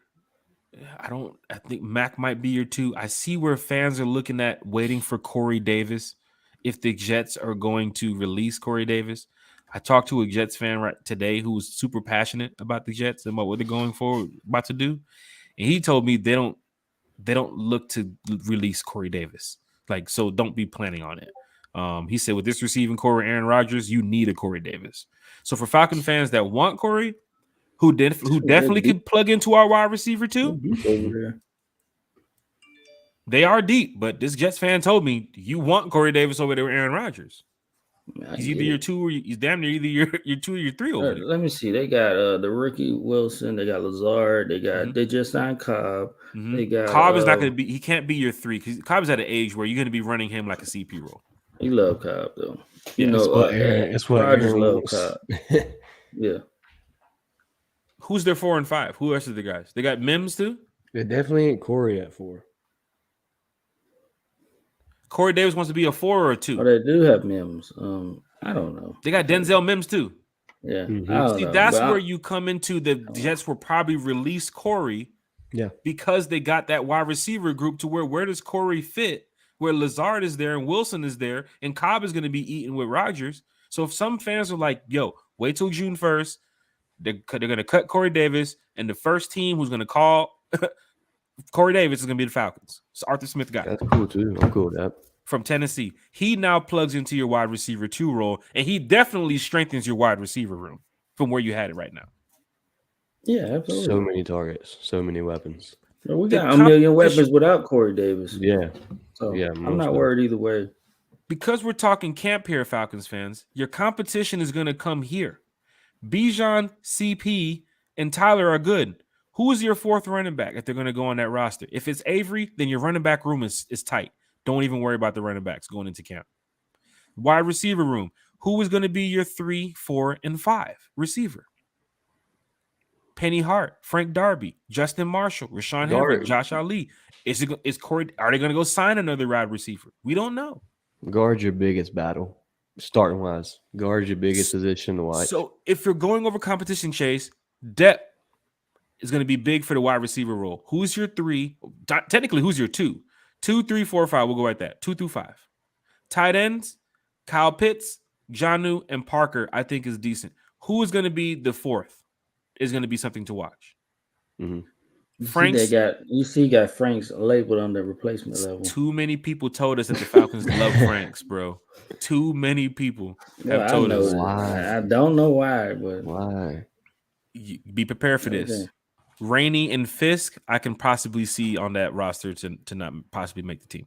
Matthews, they're good. This team over here, the tackles are good. The guards, Chase, you got to this now. Is it going to be Bergeron or is it going to be this young man right here who Falcon fans hadn't had a chance to even see yet? Justin Schaefer. Okay. It's going to be tough. It's going to be a tough battle. If Schaefer wants it, he's got to battle. He's got to compete. Could it be this young man right here? Jalen Mayfield. With that pick, man, that pick to me just solidifies the rookie. If the rookie shows out, it's his position to have. Yeah, they picked him too early in the second round. They picked him. They traded up to get him. They feel like right now he's the best left guard on the roster. If Hennessy wants it, he's got to work too. I think his biggest competition is Hennessy and the rookie. I would welcome that. I want the best player out there. Mm-hmm. I mentioned it in a Falcon chat. If you draft a guard in the second round, it's possibly your starter, especially when you need a guard. It's almost certainly your starter, honestly. Bergeron is probably your guard going in day one. Bergeron was possibly the best run blocking guard in the league. Well, he was tackle, but guard, as he says, guard's easier to play. So I'm ready to see what the kid's about. Watch the guard position, Falcons fans. So what are we looking for in camp coming up? Because it's time to get to work. We're looking for the wide receiver 2 through 5. Some will say Mac Hollins already has 2. Some will say Miller has 3. Remember last year when all those bodies came in and you had Bird and Tate and Allison, there was so many predictions. There was just too many predictions going out here. So let's do it how we did it last year. Who's gonna make the roster? Yeah. Let's remind ourselves of last year and not jump the gun. Who is going to be 2 through 5? Right now? Not yet. I just want to let fans know that that's what we're looking for. The running back room, who's your 4th running back? Wide receiver room, who's 2 through 5? Tight ends, who's going to be your 3 and 4? I think Parker Hesse's in there because they're going to go for that pass blocking, that run blocking role. He played a lot last year, yeah. Your tackles, Matthews, we got to worry about that. The backup, I'm sure they'll get that situated. The guards, Bergeron, Hennessy, Mayfield, Schaefer. Big battle coming up there. Mm-hmm. Yeah, it is. It is. The centers, I'm going to put this out there. Yeah, that's possible. Dahlman and Gwynn. It's going to be a battle. Yeah, could be. South Carolina just posted the other day when this kid right here, Jovan, he makes your team, he's going to change everything. So that's what I hope for. And Falcon fans want to see Dahlman up out of here with them low snaps out there last year. Shit. The best player on the field. Oh my God. There's some Falcon fans that want to see Dahlman up out of here. I'm just telling you how it is. Why? He been doing that for sure. You go into your defense, competition-wise. We already know these guys are good. Remember, Graham had he had a big role starting-wise last year. Now he's falling back on your depth chart. Or has he? It just depends. It depends on the whatever they're gonna run a multiple front. They're gonna switch. It's gonna be hybrid. So he gonna be out there. He gonna get his PT. Look at this, Bodie, Grady, Calais, David, Taekwon, Eddie just drafted Zach. Tim, who was on the team last year, Dalton was on the team last year, Joe, who just got in free agency. And then you got to your defenders over here because you know they're going to be running a lot of nickel stuns. They're going to be running a lot of 2-4-5, big nickel. But look at this. Jarrett, Campbell, Amiyata, you know they're going to be on the field about 90% of your time. Yeah. Then you go off of Eddie Goldman. You know you want Eddie Goldman into that mix too as well. Then you got your rookie. You got to play the rook. Mm-hmm. Yeah, we'll work them in. So do you see that now? 1, 2, 3, 4, and 5 right there on your D line. And then you got Graham, Horn, Dalton, and Josie fighting for a spot. So that's their battle. You're just saying Tyquan Graham. Tyquan Graham actually played well last year. Like he played okay. Great. He played pretty. Like for him to couldn't come get out no that pressure. Year, yeah. But yeah, he played okay. So you're going with this is your lineman. You're going with Grady, Calais, David, Tyquan, Eddie, and Zach. So these three right here are just those three are on the bubble. Yeah. Mm-hmm. You're going over your edges now. Arnold, Lorenzo, Bud Dupree, D'Angelo Malone. My guy right here, this is a tough one, man. They got him on replacement level. Logan Davis should have been cut last year. This is so tough at night. This is so tough right here. If he's cut, I wouldn't be surprised if he's cut. Yeah, Ebiketie to me outshined his position. I believe he's gone. I don't know why they kept starting him. Yeah, I see crazy. Because I see Grady, Campbell, Amiyata, and Goldman and Harrison. That Graham, Horn, Dalton for that last spot is still going to be a nice battle to watch. Don't have to worry about Grady. Don't have to worry about Campbell. Don't have to worry about David. That's the cool thing about it. A lot of these positions you don't have to worry about. You're watching really the depth for the rest of the team. Over here at the linebacker room, who was next to Troy? Real quick. Go ahead, buddy. With the Graham, I'm saying I wouldn't be quick to just say we're gonna cut Graham or whatever. Not saying that, no sir. Like Calais is gonna be here for a year, probably just a year. So and Graham's a young player. So well, after this year. After this year, Bodie, it'll be Grady. Can you take that strip off the screen? I want them to see my facial expressions. What strip? I'm passionate. This God, the strip is on the screen.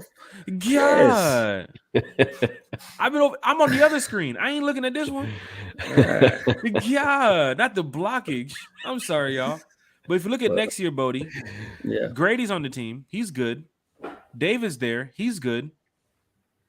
Zach, he'll be there. Zach is good. He's gonna be there. Yeah. Eddie, Tyquan. Shit, Eddie. If anything, Eddie would get cut quicker than Graham. Yeah, that's real. So think about that. Let's go to your middle linebackers. Who's next to Troy?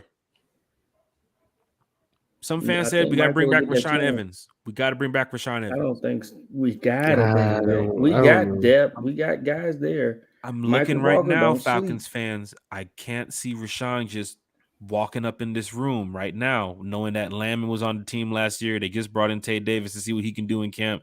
Dorian was on the team last year. I got a lot of respect for this Mike Jones guy. Who? Mike Jones. Troy and Michael Walker. Seems to be your 1 and 2 for me. Or if they run the 3-2-5s like everybody's saying, then it'll be Caden and Troy Anderson out there. So I'm looking it's gonna be a hybrid. It's just our defense. That's a competition battle there because Walker can be a starter. I mean, he showed highlights. So different season. This is a different system. So we don't know how he's gonna look in this system. Anybody next to Troy seems to be the competition position battle. Cornerback too. You gotta look at that. That's position battle there too. Because this is room, and there's a lot more corners in this too as well. They just got put everybody on there. Yeah, they got a lot more corners. Yeah, definitely.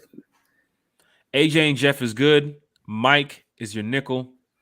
Clark Phillips adding to the mix now gives more of the battle for these young brothers right here. Yeah, I think the first 4 corners are good. Dioff are gonna fight. Hall gonna fight. Armstrong, all them cats. Guidry, who I know got like a 98 speed on Madden, he gonna fight. It's gonna be tough. You've played with Guidry already on Madden? He's fast as fuck. He's got like a 98 speed. Like he's fast as shit. Bodie's breakdown on I will not. No, last time. No, because he might get cut. Your safeties. Richie's good. Jesse's good. Of course. Hawkins and DeMarco now. Hawkins is a battle. Hawkins is a battle. They kept him in throughout. I mean, I know last year you were weak on safeties, but Hawkins has been a battle since he's been in the A. So that's definitely a position to watch. I mean, if he really wants to be on the team and make his position, he's going to battle. Yeah, they had to go out and make Bates the fourth highest paid safety ever because Hawkins couldn't hold down the fucking fort. That's something we got to work on right there. He's gonna battle. Hellam's gonna come in trying to get more than just special teams gunning time. Like it's gonna be tough. It's gonna be tough.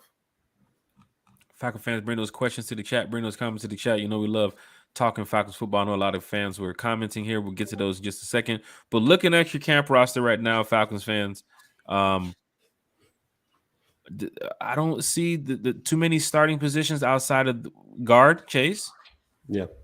The guard we have to watch for. That's going to be a battle. Are they going to make the center position a battle? I hope not, because you were top 5 rushing team in the league last year. You don't need much, They didn't see center as a problem. I don't really see center as a problem other than snaps. The snaps were kind of crazy because Dahlman did have some difficult snaps. Like maybe I don't know if it's Mariota. I don't know if it's just the connection that they had not working, but I'm sure Ritter will be like, hey, Dahlman, look, a lot rides on you and me this season. So we need to get this shit coordinated.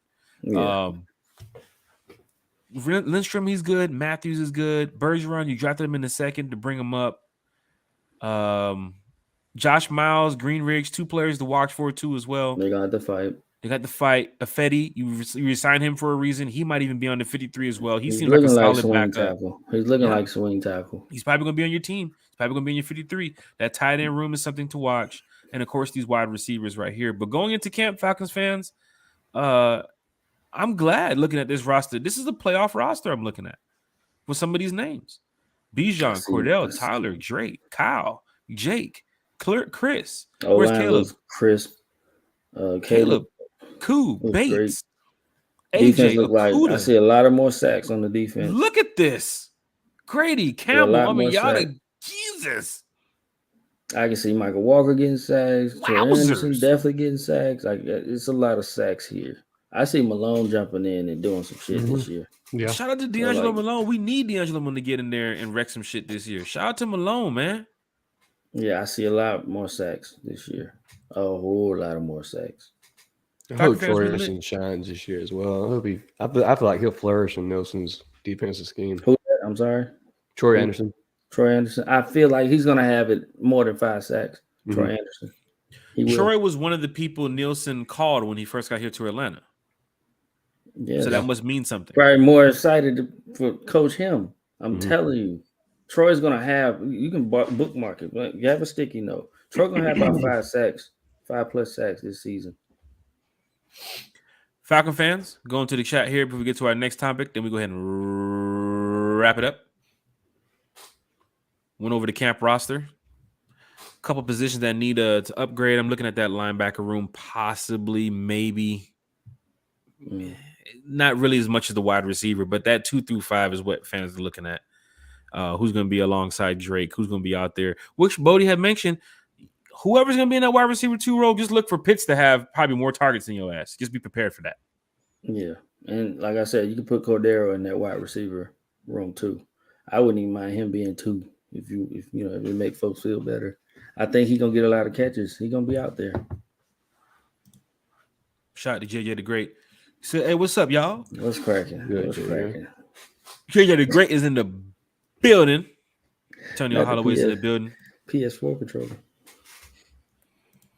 False-Star Falcon said, bro, Huntley is a good back, but he's nowhere near Bijan. That is true. He is how many backs are near Bijan? I mean, even ones that's been in the league a long time. Bijan is coming in already top 10 back in the league. Is Miko in Newark too? He is in the God damn it. He is they're stacked. That's why the thing. So Corey Davis to Atlanta might seem possible around June 1st, June 2nd. I mean, we got the money, you got the ties, you got the coach who knows the kid. You need a wide receiver too that's built for this type of offense. People. That room over there in New York seems to be pretty thick when it comes to the wide receiver room. It make folks feel better, yeah. Corey Davis. You have a couple guys who have that 1 and 2 potential. So where does Corey Davis fit in that group? We know Lazard and Wilson is going to be probably your 1 and 2. Mims seems like a 3. Mims has been that role too as well. Or Mims, never know, he could be cut. But I think if it's Corey Davis, be prepared to see the Falcons be one of the teams to possibly maybe give the Jets a call or give Corey a call. Yeah, I mean, I'm looking here. It's saying I'm seeing reports online and saying that the coach said Corey Davis will remain a New York Jet this season. That's what the GM said, but we've heard GMs lie before. And that's why I asked Miles the question about Terry when he was on the show. Has Terry been straightforward with you about everything he's been talking about? Like, has he ever detoured off of a plan or said something different to throw the media off? And Miles said, no, Terry's actually been pretty straightforward with what he's been saying. This is the plan. This is what we're going to do. And now we're seeing the rewards of it. It's getting ready to hit the field. I got one more thing to put in perspective. Corey Davis last year had 32 receptions, 564 yards, and 2 touchdowns.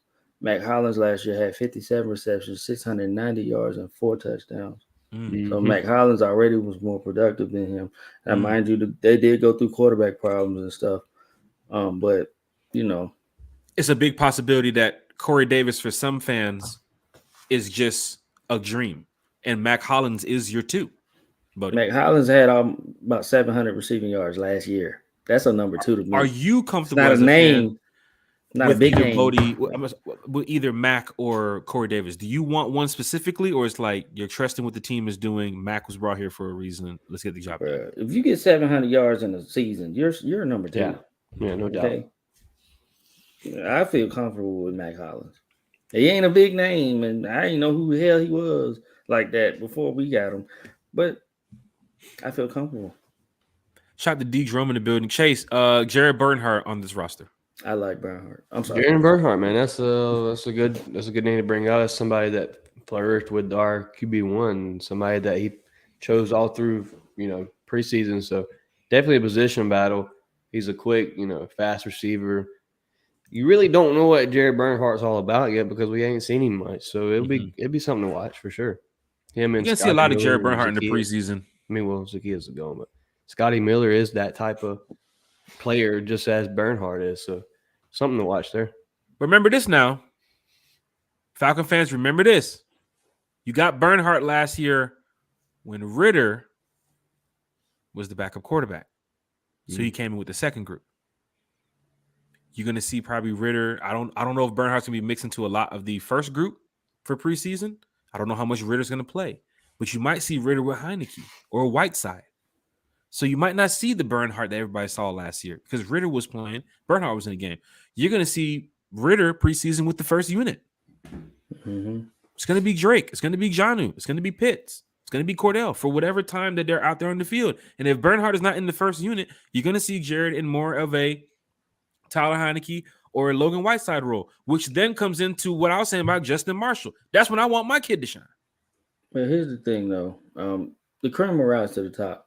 Yeah. If Barney out there making plays, I don't care who throwing. I don't care if you throwing the ball, Jack. It's possible with Logan Whiteside on the contract. I can be QB4.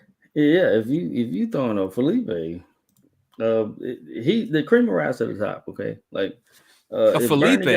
Yeah, I know, right? That means you're 6th string. But yeah, if Felipe, if the cream will rise to the top with Bernie. I like Bernie a lot. I think he actually be around. If he don't make the roster, he definitely be on the practice squad. But I think he got a good chance to make the roster this year. Falcon fans, we have one more topic to get to. We're going to go to the chat here shortly. Philip Crawford said, let's hear how y'all feel about how our offense holds up against our divisional ops defenses. It's a good question. Your toughest battle is Carolina. We've said it before. It's the Panthers. I think that's the most talented roster in the NFC South. The division is different every year. Other than ours, of course. Other than ours. Yeah. But the division is different every year. Some teams have improved. Some teams haven't improved. We're going to find out when they get out there on the field. Mm-hmm. Because if we jump the gun and say, oh my God, Falcons, oh yeah, number one offense, they're going to go ahead and run it up against every team, 60 points a game, easy.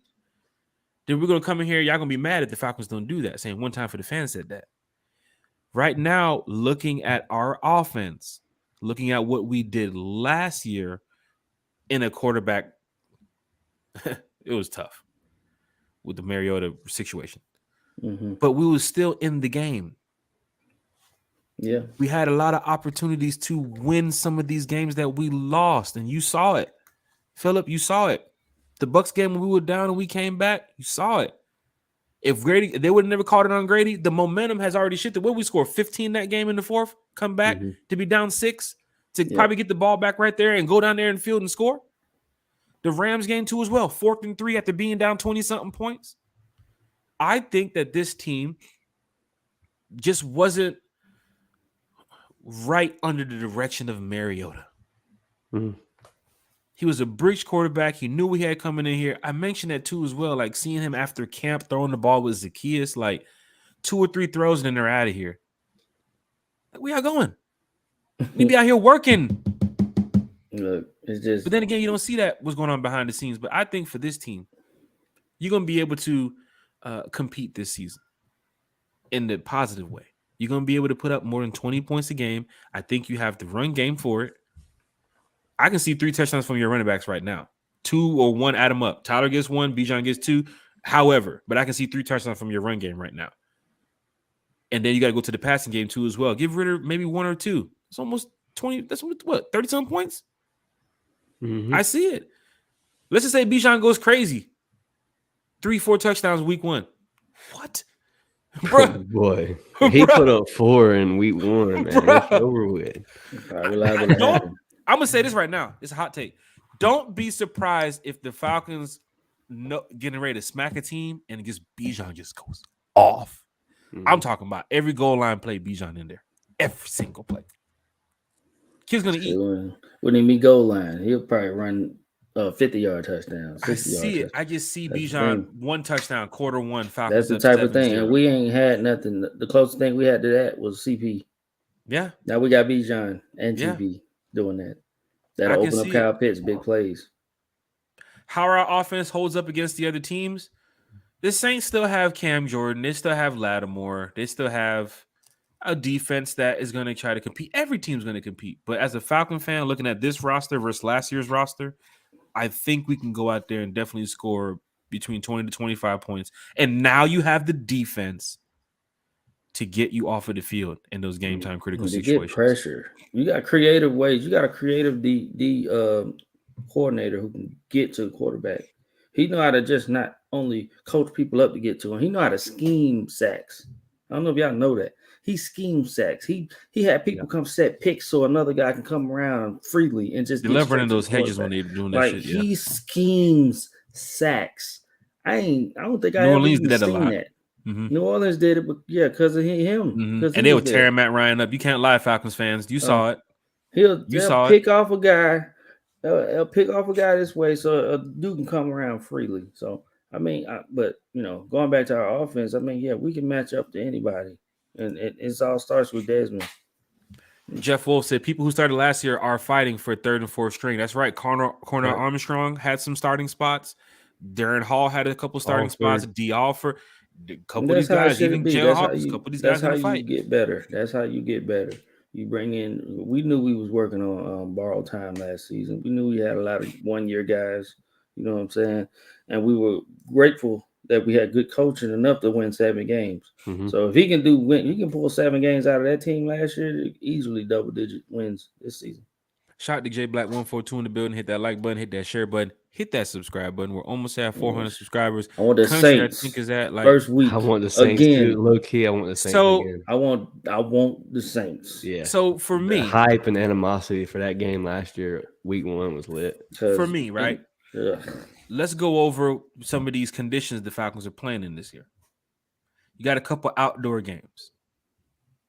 If you're playing them late, it could be difficult for some fans and the team too as well. You're an indoor team. Give me Chicago and the Jets week 1, week 2. First 2 away games. because Right. Chicago, for one, you don't want to be playing there in December. You don't want to play in New other York in than December. 31 other teams don't want to play in December either. I feel it. So I it feel doesn't it. make But us, we could if we you get that know lucky, they're getting ready to cool. give the Falcons a winter game. You know the NFL is like, ha ha ha! Look at It'll be Atlanta, an hot Atlanta, oblivion huh? on Y'all one of hot them down there, teams. huh? It is Watch what this it shit. is. It is, yeah. I went But to week 1 in Chicago a couple years ago when we beat the Bears, when Glennon had to right there on the goal line, when he told everybody, shh, and all the Bears fans would be quiet. And I was like, you suck, Glennon. All the Bears fans turned around like, who is this guy? Get him. And it sounded like the Jon Snow moment from fucking Game of Thrones. Did you do that for real? I did. Did they I get did. your ass for real? He was in the goal line. He's doing, bro, what? He was in the goal line doing like this because they're getting ready to score. Remember that play? Yeah. He's telling What everybody- did you say? What did they say to you when you said that shit? So, of course, no. First of all, don't let me get to my Chicago Bears game experience because this right now, I can tell you the story. Remember, I told you about the fans sitting behind me. First of all, I was sitting in my seats and then told me to go sit somewhere else. Yeah. Told me to go sit somewhere else. Sitting in my Lucky seats wasn't and no told me to go sit somewhere else. fisticuffs. I said, Oh, what? I said, excuse me? So then after they get up and go sit behind me, they sat behind me in 2 other seats that don't belong to them. I got my flag, row 1, I got my flag. I see a drink coming down the stairs. I'm like, what the hell is this? I turn around. Cuz holding the damn beer like this. He holding the beer like this. He looking me dead on face to face. Holding the beer like this, pouring it out on the stairs. And letting it go down. I had my flag in my hand. It's a big ass like row 1 flag. So he knew that the flag was in my hand. That beer is going to soak up right here and make a puddle on the row 1 wall where my shoes are, where I'm sitting right here. He's just pouring the beer. He don't give a shit. So then the guest service person, they look over like, I see it. Like, you don't care. He's still sitting here. So then second half now, here's the good thing. Georgia played Notre Dame that weekend. So the Georgia fans went up that weekend for the college game and then stayed after for the Falcons game. Sure enough, I'm calling them out to where other Bears fans don't even say nothing to me. They don't say nothing. They're like, who is this guy? This guy's weird. Who's this guy from Atlanta? Second half, the Georgia fans showed up with their tickets. And that's why them Bears fans wasn't saying nothing. Most of them got up. They were all sitting in the wrong seats on purpose. The Georgia, I was watching Georgia fan like this. That's my seat. That's my seat. That's my seat. In the second half, I turned around. I said, well, where the hell were y'all in the first half? Most of them back there behind me was sitting in somebody else's seat and didn't give a shit. That's how they do. So then, Mike Glennon now, fourth quarter, we took the lead. They're driving the field. Bears getting ready to score. Glennon's telling everybody, try to go find a video. You'll see me. Row 1 with my flag. Glennon's quiet.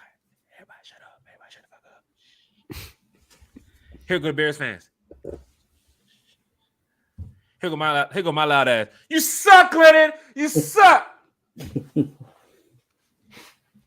Incomplete pass. Game over. Falcons win. Here go the Bears fan. Get him. Straight up. Get him. Got my flag like this. I was like, I've been talking cold hard cash shit. what? It's like Them if we Bears would have fans won in they New were Orleans hot. this year. Oh, it was on in New It was Orleans. hot because don't forget, you're in an away game and he's controlling the team. He's controlling the fans. Everybody's quiet. And here comes this loud ass Falcon fan yelling and screaming over there. Everybody's gonna do what? Boy, that shit look like World War Z. Remember that plane scene? They tried to stack the bags up on the plane, the damn zombie. Yeah. Boy, that's how they looked at me. I wasn't playing about my team though. My team won that day. Their team lost. I did my job as a fan.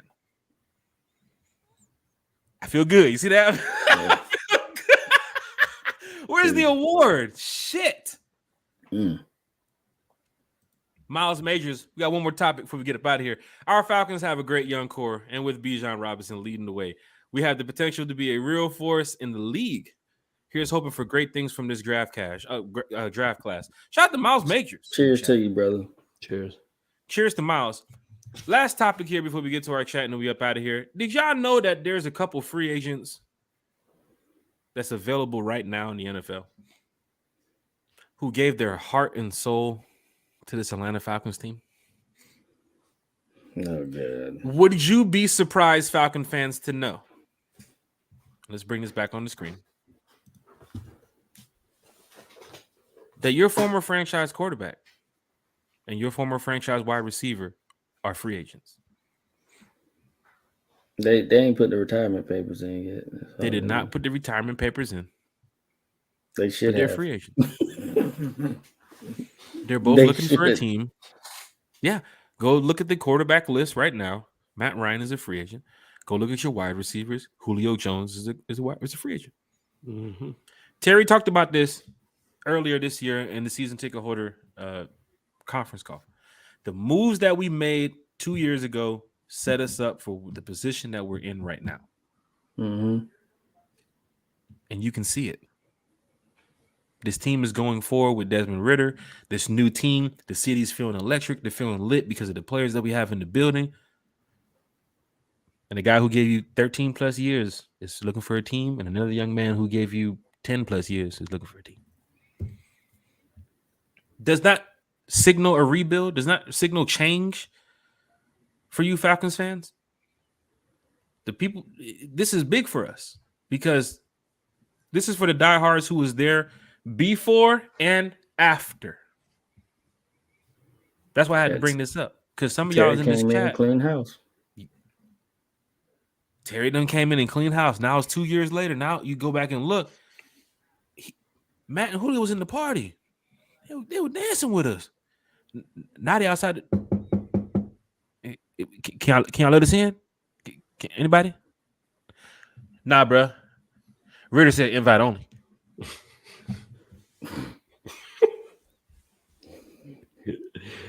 It's real. Times have changed here in Atlanta. Yeah. And for the fans who stuck through it for those years and the ones that sticking through it now going forward, you have to feel good about this change. Got a new superstar wide receiver, got a new superstar running back, got another young quarterback in the building. The defense is reshaping. Things are going in the right direction for fans in the offseason. But it's just crazy to see how I'm sitting over here with the team. It's like, you ever see that SpongeBob meme where the guy's looking at the blinds and looking at the two yeah. Squidward looking outside and SpongeBob and Patrick walking by. Yeah. That's how cousin looking at it right now. Because now the team is built around, and I heard a fan say this to me the other day, boy, if this team right here would have had Matt and Julio a couple years ago, oh, bro, we'd be killing shit. And it makes you think like, yeah, if Matt would have had Bijan, we would be killing shit. Probably if we would have had Drake too as well. And I don't think Matt ever had a running back like Bijan potentially is going to be. Mm-mm. Didn't. Ever. Never. Didn't. So this is big for Falcons fans. The Bijan move is big. Ridder at quarterback is big. Your wide receiver that you drafted last year, that's big. Pitts the year before. I mean, look at the stars in the building, y'all. This team is going to put some butts in some seats. We're going to sell some tickets. We're going to win some games, home and away. So I'm excited to see what the change has now brought us. Well, Bodie, and another player, Deion Jones. He's looking for a team too as well. Look at the moves the Falcons made. 3 of the moves the Falcons made, they're looking for teams. I actually like Deion for this team better than the other 2. Yeah. I just had to throw that out there because I want Falcon fans to know that this is a new direction. Yeah, different. And we were up here saying Deion was going to be here for 10 plus years. It just didn't work out that way.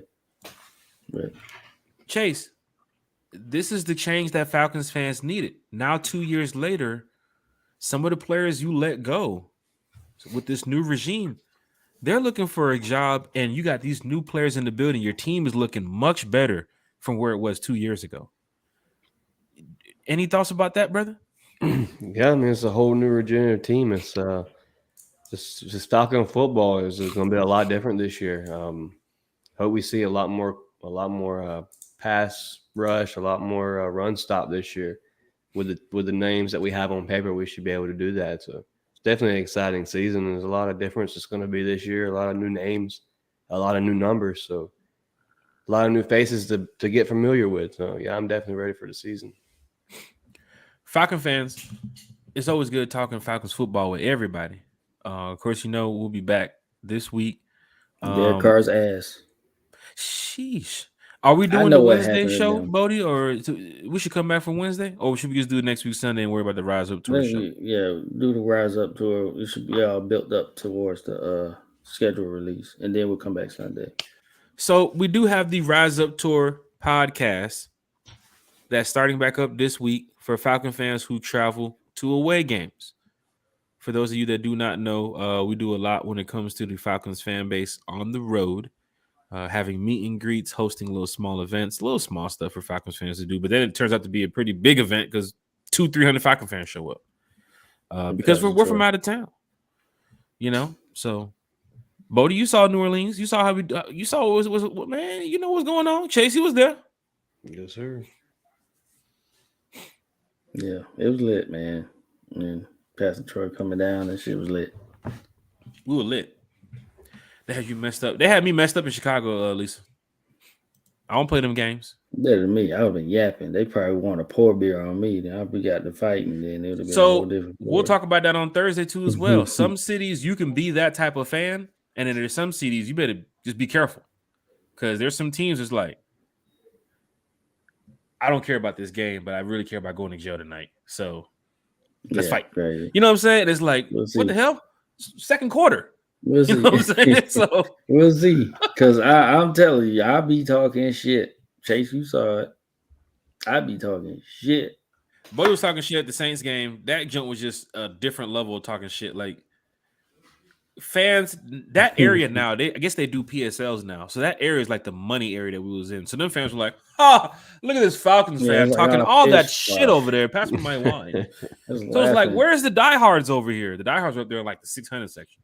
Yeah. So things are a little bit different. Bodie was scaring the shit out of them fans too as well. That was funny. I was like, yeah, why don't y'all sing now? Come on, sing when we score. Yeah, sing. Oh, okay, that's what I thought. I was on their head, boy. I was on their head. That was funny. I can't wait to go back. Yeah, I'm ready for that game. I remember the Joey Harrington. Not that season. That was the season after Vic left. That was the season right after Vic. How about the Redmond days? Oh, Chris Redmond, yeah. Invite them on the show, Lowski. Who you want me to get on the show, Lowski? I'll get them on. Just let me know. Lisa Shepard says Sarah not letting y'all talk about her man anymore. Julio wanted out so he can stay out. Hey, thanks. My boy Matt, man, he's I'm always gonna be a diehard for my Atlanta Falcons, and he did a great job here in Atlanta. But like I said, Terry talked about it, and now we're here. And seeing what the change has brought us, like I'm just excited to know that this team is going to be something crazy. And then the funny thing is, imagine if like we could win the Super Bowl this year or next year, and they're still playing in the league. It's kind of like you're at the parade and you're waving at everybody, and then you see Matt. He's at the parade. Yeah, his kids. He's watching because they still live in Atlanta. You're just waving at people, and you're like, "Damn, that's our quarterback." You know what I'm saying? Crazy little moment, but feels good to be on that bus.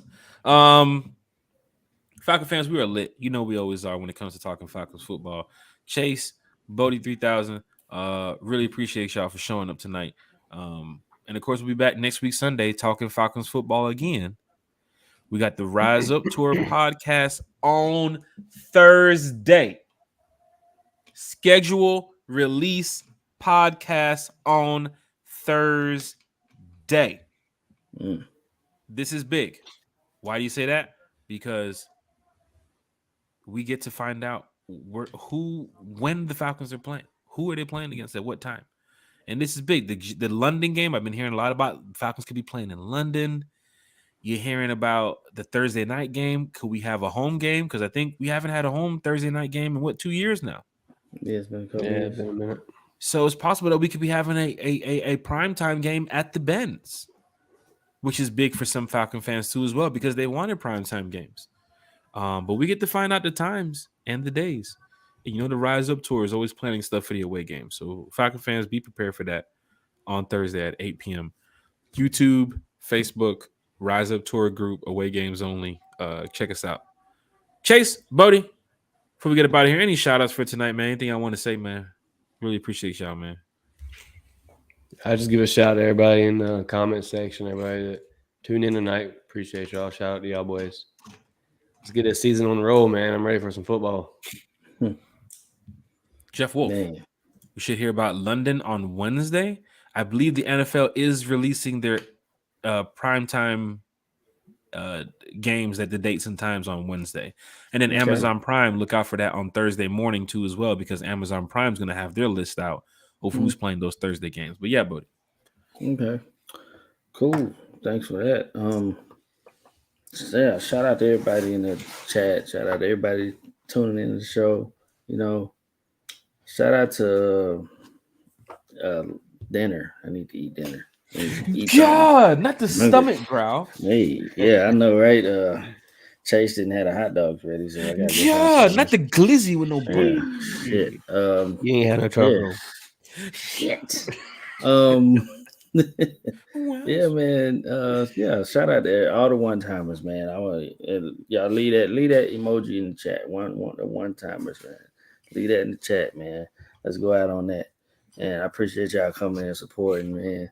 If y'all mess with us, man, you know, leave a like, comment, subscribe. You know what I'm saying? Just, Much you know appreciated. You know what I'm saying? You know. So We can fast forward to an upcoming event. There's no podcast July 20th or the 24th. I'm just going to put that out there. There's no podcast on Wednesday, July 20th or Sunday, July 24th. As me and Bodie will be attending Rolling Loud down there in Miami. So please, there will be no show on July 20th or the 24th. But we're going to post some pictures for you. Hanging out with Travis Scott. No, I'm just playing. Lisa said, Bodie said, shout out to dinner. He hasn't ate since yesterday. Shit. I'm fasting, man. Calm down. One time for the fan. It's always good talking Falcons football with everybody once again. Chase, glad to have you here. Bodie, glad to have you here. We'll be back on Sunday. We're going to talk about the Falcons schedule. Anything that happens this week with the Atlanta Falcons, we will talk about that too as well. Subscribe to the channel. Hit follow, like on our pages. One time for the fan. Twitter, follow us. Oh, yeah. We got a lot going on this season. We're going to be presenting a lot of content to you all this season. We'd love to get to 1,000 subscribers this year. I'm surprised all the love and support that we've got since day one. Bodie, that 12-hour show really means something that we did when we first started. And look at this now. Now, we're diehards just like you all, Falcons fans. So come on back. Tune into another episode of One Time for the Fan. Shout out Berto in the chat. I forgot to say. Shout out Berto. Berto, Jeff Wolf, Lisa Shepard, Lowski, Country, Thomas Scott, False Falcon, False Falcon, everybody, Deloach. I see all y'all, man. Miles, Jay Black. There's so many people, man. So many people right now. I can't. Antonio, Jarnell, Cosmo, what's that? Verandos. Red Swarm, Stevie Carrega. Yeah. Man, I can keep going. I don't want to mess up this. Even shout out to the Jags fan. You showing appreciation for us. One time, Kenny's in the building. You envy us. Bijan is better than Travis Etienne. All day. I think Jarnell knows that Bijan is better than Travis Etienne. Jarnell, before you go, Jags fan in the chat. Do you know that Bijan Robinson is better than Travis Etienne? Let's see if he throws in Clemson's I hope you know that. championship. You think he's gonna throw in Clemson national championship? I don't know. You think he's gonna throw it in? Love how One Time for the Fan has grown. We're doing the best we can. Yeah, man. I appreciate it, man. We have grown. And I ain't as shy on this camera like I used to be. I was just on here in the corner now. It's a little different now. Yeah. It's a little different now. Yeah, if you go back and watch our first couple of shows, Bodie used to be off camera talking. Like, Bodie, you want to I was like, yeah. And one episode, Bodie was like, is this thing on? Big things. Yeah. Is it on? We're doing big things. One Time for the Fan. We'll be back Thursday. Me, Thomas, and Big Country talking Falcons football and talking about the schedule. Next week, Sunday, we'll be back at 8 o'clock talking about the upcoming schedule for the Atlanta Falcons. Lisa Shepard knows Bijan is better than Etienne. Every Falcon fan knows in here Bijan is better than Etienne. But we'll see y'all back. Hit that like, hit that share, hit that subscribe. Oh, remember until we get a new outro. Hold on. Don't play that classical music again. Till we get a new outro. This is how we're gonna end the show. Hold on. Told you that other one was better. Put me to sleep. One time for the fan. See What y'all is next going time. on here? 8 p.m. We'll see y'all later, y'all. Rise up.